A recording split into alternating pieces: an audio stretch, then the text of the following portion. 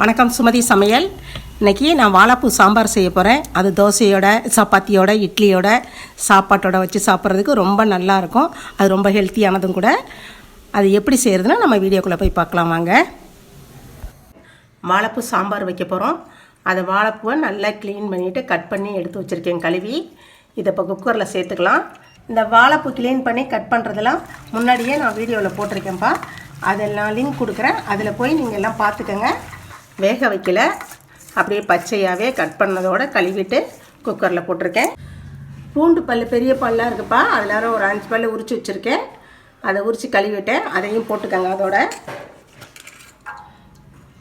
சின்ன வெங்காயம் ஒரு பிடிச்ச கட் பண்ணி வச்சுருக்கேன், அதையும் போட்டுக்கோங்க.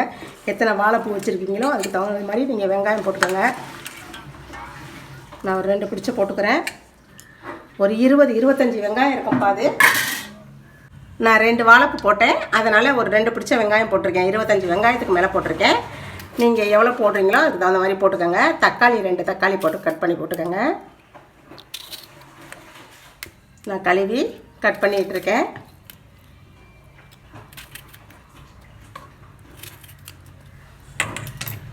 பருப்பு ஒரு 150 பருப்பு போட்டுக்கலாம்ப்பா. இதுமாரி உங்களுக்கு அளவு எவ்வளோ தேவையோ அந்த அளவு நீங்கள் போட்டுக்கோங்க. நான் 150 பருப்பு போட்டிருக்கேன்.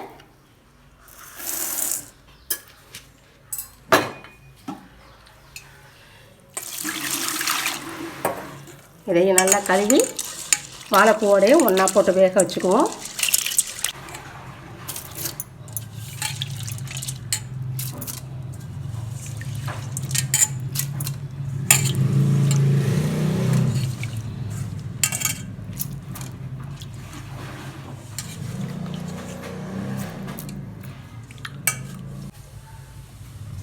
மஞ்சத்தூள் ஒரு 1/4 டீஸ்பூன் போட்டுக்கிறேன்.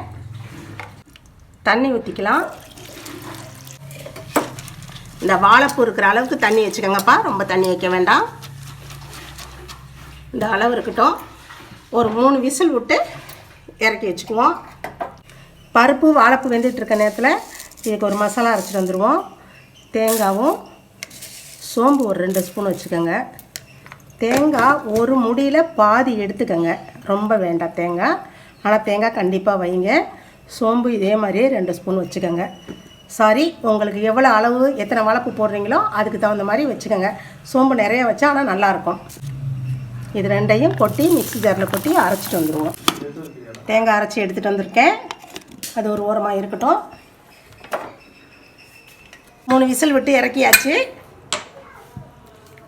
குக்கரை ஓப்பன் பண்ணி பார்த்துப்போம். பருப்பு வாழைப்பூ எல்லாம் நல்லா வெந்திருக்கு பாருங்கள். நல்லா வெந்துருச்சு. இதை நம்ம பருப்பு மத்து வச்சுருக்கோம்ல, அதை வச்சு ஒரு கடைஞ்சிக்குவோம். இதில் பருப்பு அளவாக தான் தண்ணி வச்சுருக்கேன். இதே போதும், நான் கடைஞ்சிட்றேன். தண்ணி அதிகமாக இருந்ததுன்னா நீங்கள் வடிகட்டிட்டு கடைஞ்சிக்கோங்க. இதை நல்லா கடைஞ்சி எடுத்து வச்சுட்டேன். இதில் லைட்டாக தண்ணியை ஊற்றி இப்போ எடுத்து வச்சுருவோம். தனியாக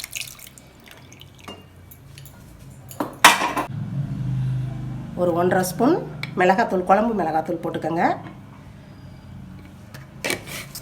சாம்பார் தூள் வச்சுருந்தீங்கன்னா சாம்பார் தூள் போட்டுக்கோங்க.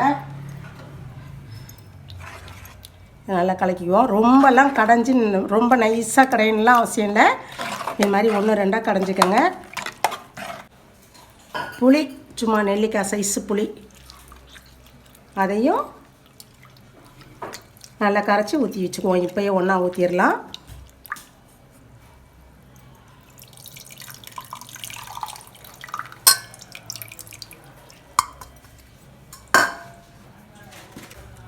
தேவையான அளவு கல் உப்பு போட்டுக்கிறேன். நான் காரம் பத்தாதுன்னா இன்னும் கொஞ்சம் காரம் போட்டுக்கோங்க.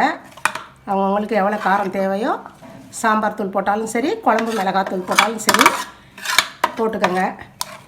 இது ஒன்றா வச்சு கொதிய வச்சுருவோம். சாம்பார் நல்லா கொதிஞ்சிட்ருக்கு. இப்போ நம்ம தேங்காய் அரைச்சி வச்சுருந்தோம்ல, அதை ஊற்றிக்கலாம்.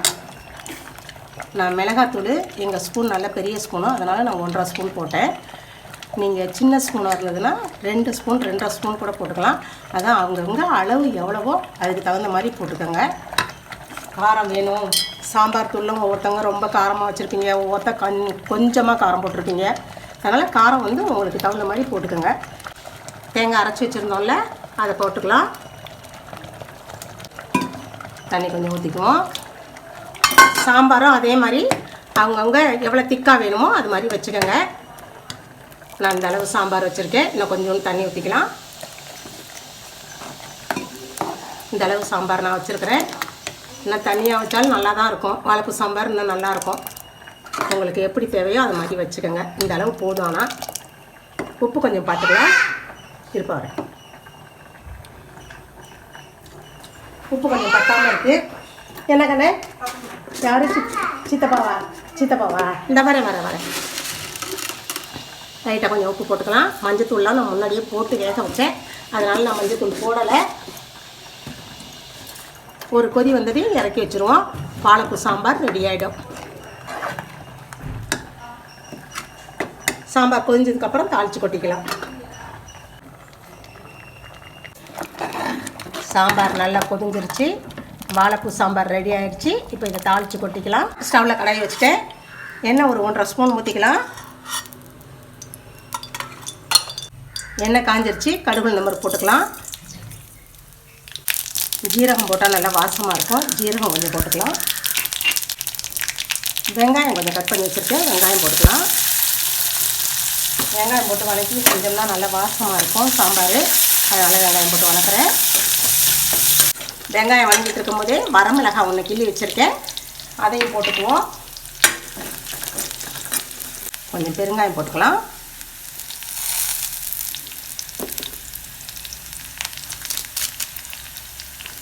கருவேப்பிலை கழுவி வச்சுருக்கேன், அதையும் போட்டுக்கலாம். கொத்தமல்லி கழுவி கட் பண்ணி வச்சுருக்கேன், அதையும் போட்டுக்கலாம். போட்டு நல்லா எல்லாம் ஒன்றா வதக்கிக்குவோம். சாம்பாருக்கு இந்த வெங்காயம் ஜீரகம் போட்டு வதக்கிங்கன்னா வச்சுருங்க, நல்லா வாசமாக இருக்கும். அவ்வளோதான்ப்பா, தாளிச்சாச்சு. இப்போ சாம்பாரில் போட்டுக்கலாம். வாழைப்பூ சாம்பார் ரெடி ஆகிடுச்சு. இதே மாதிரியே நீங்களும் செஞ்சு பாருங்கள். செஞ்சு சாப்பிட்டு பாருங்கள். சாப்பிட்டு பார்த்துட்டு சுமதி சமையலுக்கு லைக் பண்ணுங்கள், ஷேர் பண்ணுங்கள், சப்ஸ்கிரைப் பண்ணுங்கள். தேங்க்யூ. இந்த வாழைப்பூ சாம்பார் சாதத்தோடு போட்டு சாப்பிடவும் தோசையோடு போட்டு சாப்பிடவும் அவ்வளோ டேஸ்ட்டாக இருக்கும். தோசை நல்லா கொஞ்சம் மொத்தமாக ஊற்றி இந்த சாம்பாரை தொட்டு சாப்பிட்டிங்கன்னு வச்சுக்கோங்களேன், டேஸ்ட்டு. நீங்கள் அதே மாதிரி செஞ்சு பாருங்கள். செஞ்சு சாப்பிட்டு பார்த்துட்டு சுமதி சமையலுக்கு லைக் பண்ணுங்கள், ஷேர் பண்ணுங்கள், சப்ஸ்கிரைப் பண்ணுங்கள். தேங்க்யூ.